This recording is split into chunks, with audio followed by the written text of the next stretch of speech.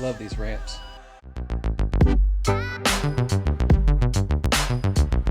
Hi everyone. I've been inspired lately by the other Volvo owners doing some how-to videos. I've been going through some services, transmission, angle gear, rear differential, and the Haldex 5, changing out the fluids. And I thought, I just finished up the rear differential, and I thought, well, maybe I'll take a crack at doing the Haldex 5 system on a video and see if I can help anyone out. This is a 2016 Volvo V60. It's the last of the old design. It's got the inline 5 all-wheel drive, T5 Platinum. So I've already got the car up on jacks. Just finished doing the rear differential, and I did the angle gear last weekend. But anyway, I made these nice ramps. Cost me $10 for two 2x10 by 8 footers. Pretty easy to do. Cut your board at 33 inches, 59 inches, 79 inches, and then on that last 17-inch board, cut off 2 inches to make the backstop. Anyway, I should have made those a long time ago. And then recently purchased a couple of floor jacks from Harbor Freight for $129 each. They've been a godsend. Really nice to use. No issues with that. But on with today. For the Haldex unit, get your beverage of choice. It's 90 degrees in Tennessee today, so of course I'm drinking coffee. And extraction and filling pump, we're going to use that to fill the Haldex unit after we drain it. I also used it for draining the angle gear and the rear differential, and that went well. I didn't find it necessary to use an electric pump like some of the other guys did. I just went the manual old-fashioned way. A replacement seal kit for the Haldex unit. That's a 313-25413. And then the transmission oil with the Haldex friction additives in it. And I got all this stuff from FCP Euro over on the East Coast. Always like working with those guys, and they have fast shipping and reasonable prices.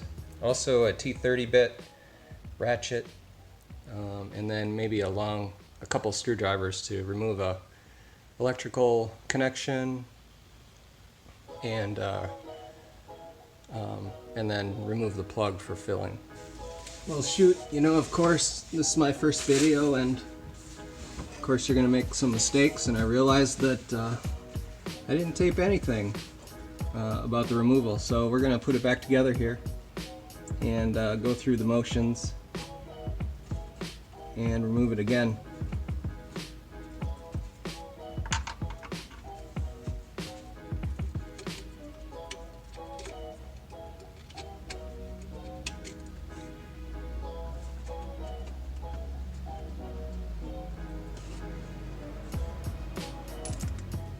Alright, so bear with me.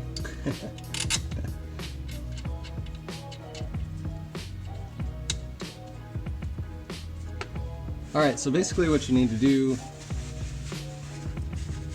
is you need your ratchet with a T30 on it to loosen the two bolts here and here.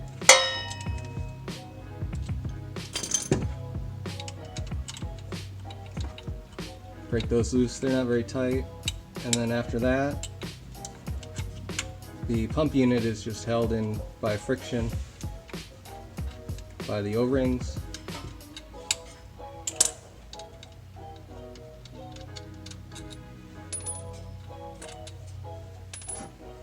So just hold your container up, wiggle it, pull the unit out. You may want to go ahead and remove this electrical connector down here first. Then you can pull the whole pump away and let it drain faster. Yeah. So it comes down like that. Wipe it down. Take a look and inspect it. So like I said, this is I said it before, but I didn't get taped, of course, because I screwed it up. But this is car's got 60,000 miles, mainly driven in Indiana and Tennessee. So there's not a whole lot of probably all-wheel drive engagement going on.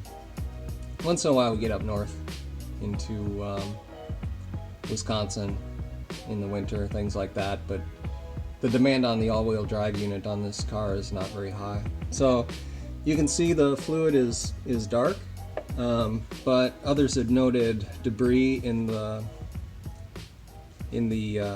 strainer, and I don't see, maybe just a little bit, but nothing serious, nothing clogging it. I'm still going to remove it and clean it out, wipe the pump down, use the 313-5413. It's got 2 new O-rings and 2 new bolts. It's been dripping for a while. We're at about 270 milliliters, 270 milliliters of fluid that came out of the unit. Still dripping a little bit, but not much at all. So really easy to get the unit out, easy to drain it, as long as you have a lift or something up and you got the car nice and level. It certainly helps. So I'm gonna pull this pump unit out and take the strainer off and clean it out.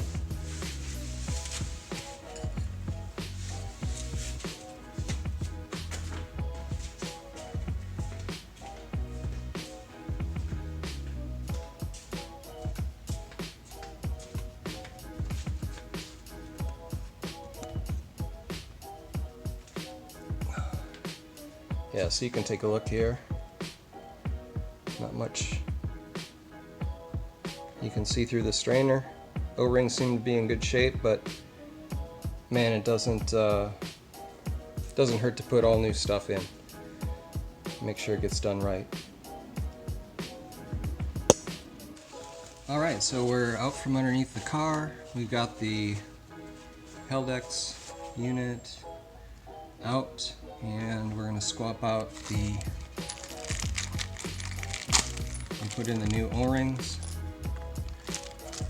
and get the new bolts ready. We can clean off this screen. It's a T10.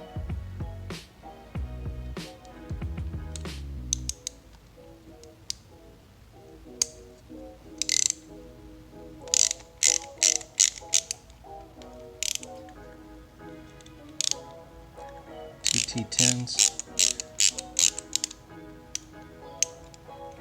I've seen others just spray the whole unit out, and you can do that, I guess. I don't know, I just choose to err on the side of caution. Don't really want to get any brake cleaner or solvents inside the pump. So I'm just going to remove the screen. Just a couple pins holding it in. You can see that the unit is got a little bit of gunk on it, but like I said, not much at all.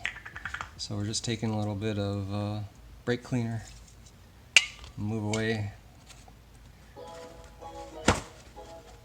out of the way our new O-rings and bolts.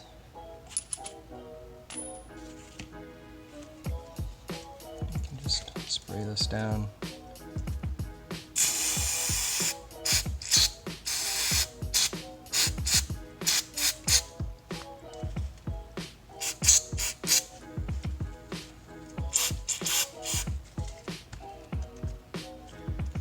Not much to it.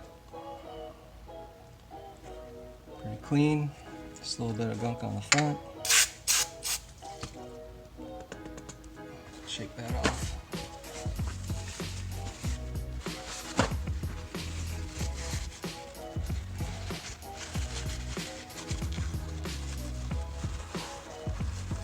Just dry it off with a paper towel.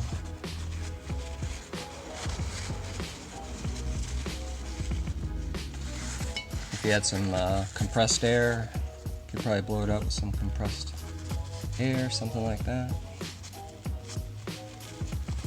Looks to be a really fine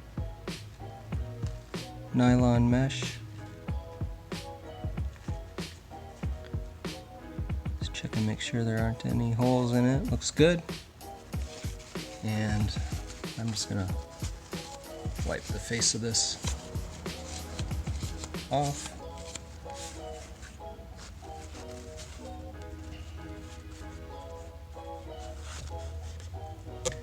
Squeeze these O-rings,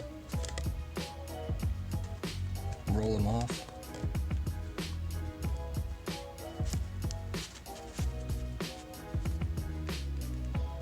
They seem to be in good shape. I imagine others will probably just reuse the O-rings.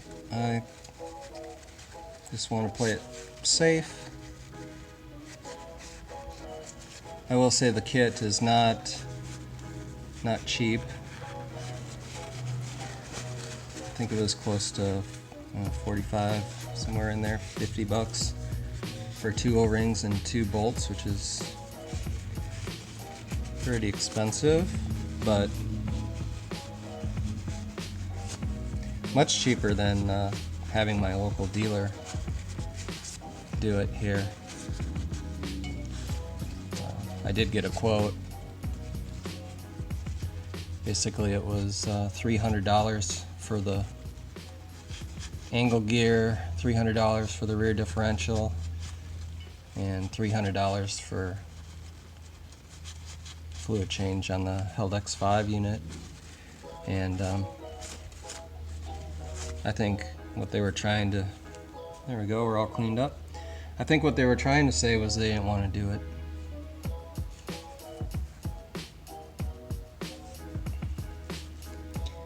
I mean, they'd be glad to do it, but at those prices it doesn't seem to be a good value. Especially if you have the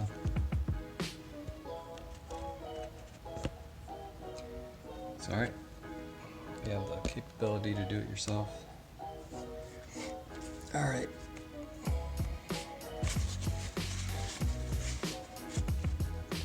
So we're just putting on the new O-rings. Alright, we've got the O-rings on.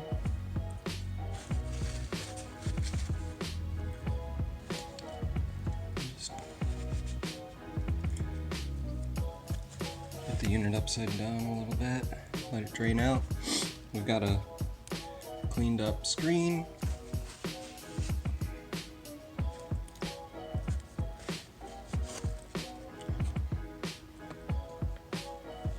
Put the screen on. Put the 2 T10 bolts back in.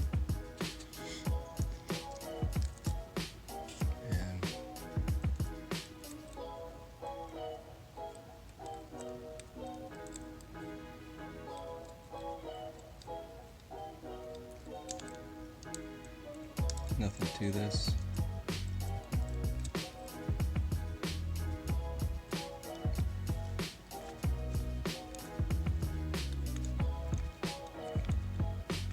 Just snug.